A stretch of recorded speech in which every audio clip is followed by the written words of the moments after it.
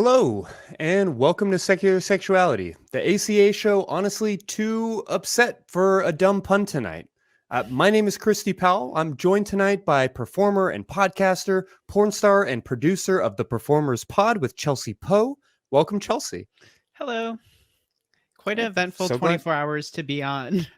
Yeah, no lie. No lie. Yes. We'll certainly get into it, but before we get started tonight, I want to take a moment to read a short statement and just acknowledge the madness we're seeing in the world right now.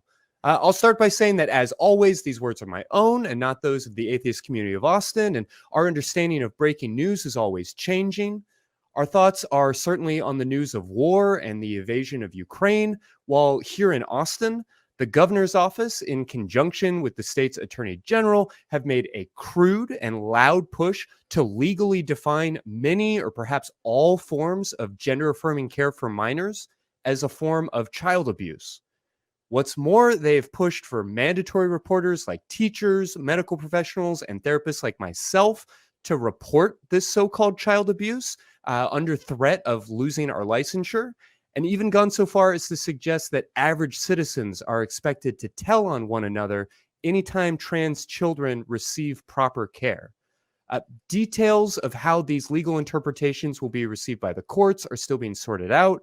And as I understand it, most experts believe that these are completely non-binding and will largely be rejected once tested. But the message being sent by the governing body of my home is clear. With an election coming up on Tuesday, two of our highest officials have expressed that they will do or say anything they can to prevent children and their parents from working with their doctors to receive appropriate evidence-based treatment.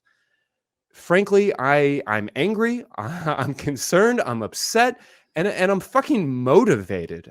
Chelsea, I'm really glad to have you here Yeah. tonight because I know you've got a lot of those same feelings. It's a hell of a night to have you on. I'm still Yeah. very excited to share more with the world about your podcast because I feel like it's important now more than ever, really. Yeah, I'm hoping it can be a little bit of a release from all the last 24 hours, but I just think overall I'm not very surprised. I'm from Sure. a small town in Michigan, and when I came out as trans, I was a teenager and there was literally just no real knowledge of being trans. So I think the thing that makes me hopeful, I guess, is the queer community's always come together for itself. And I truly don't believe either party is really out to care for trans people. I think Yeah. it's really going to be up to our own community to take care of ourselves and really do that, because I don't truly believe that anyone from either party is going to try to do that. Yeah, yeah, and we'll tell the audience a little bit more about your podcast and how it got Mhm. started and how that honestly is almost a model here because I do believe that. I do believe that the queer community is amazing at organizing and at working through some of these things. Mhm. But I have to say there's a little bit of that same like disabled folks are tired of being told how brave they are. There's Yeah. a little bit of that, like, yes, the queer community is amazing at organizing around these things. And I have a lot of that hope. But honestly, when we started doing this show, there was a experience, there was sort of a moment of a lot more trans representation in Yeah. media. People were really excited about names like Laverne Cox, and Mhm. things were really seeming to turn a corner. There was visibility, and there was something in the air. And the Yeah. pushback is exhausting, is terrifying. Yeah, I was definitely one of those people who thought visibility in the media was going to be the answer and to end transphobia, and I was honestly wrong. Like, this has been the most deadly year for trans women of color. Like, all this stuff is, I think, maybe made it harder for trans people because people know about us. Yeah. I feel like before, especially, like, in my hometown, I would go out with a few friends who are also trans women, and no one would ever know because it's just not even on their radar back then. Hmm. So, I think for people who are visibly trans, I think it has made it more difficult because people understand now. I think Yeah. most people are accepting and stuff, but at the same time, you are gonna have the people who, have engage in hate speech, abuse trans people, all like the truly abhorrent stuff we see in our society. Yeah, I mean, visibility is important, and that's been a message of this show in so many ways, and again of your podcast, which we will talk about in a moment, I Mhm. promise. But if we go back and watch old episodes of the Atheist Experience, and a lot of these other programs that like the ACA is a part of, when people would call into those shows 10 years ago, the hypotheticals that they would give wouldn't be about trans folks. And I can't help but feel like specifically in the atheist community, or in the people like adjacent to that debate Mhm. on religion, that we're at a moment right now where that visibility has turned into using trans folks as the example or as the like talking point on every topic.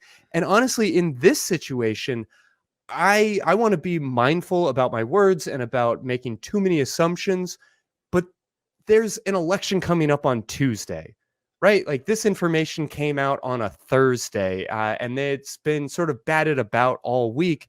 And I can't help but feel like this is just a ploy to get people to the polls, to use trans bodies and the specter of child abuse as a way of like drumming up anger within the population, and to use trans folks as a scapegoat or as an excuse to get people riled up in that way is a incredibly shitty and scary, just in the sense that people are doing it, but also b, the fact that it works, the fact that they have a reason to believe that it's effective, is so demoralizing.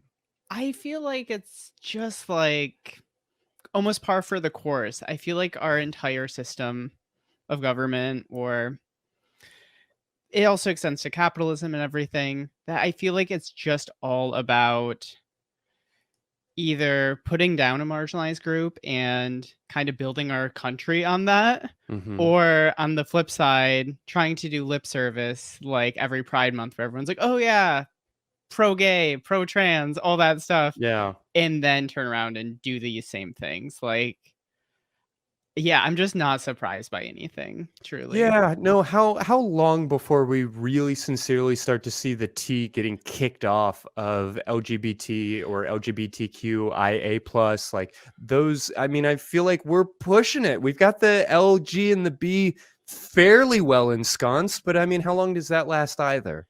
Yeah, but also I feel like there's so much with the conversation about being trans is if you have passing privilege, you'd almost Mm, avoid transphobia in your daily life. It almost becomes a non-issue. So it's just like the people who are visibly trans are dealing with all of this. Well, there's people who can essentially just live their lives and be stealth. And it's just such a complex issue, I feel like. But I just truly don't believe these systems are ever gonna really do anything to change it. I mean, you're Even right. It I've is a complex issue, but at the same time, the talking points are so baldly infantile. I mean, we have yeah, I mean, covered it it's on not this about show us. over and over. Yeah, it's not about medicine. It's No. not about like preventing harm to children. Anybody who has spent 15 minutes looking at a single statistic can clearly tell you that gender affirming care saves lives.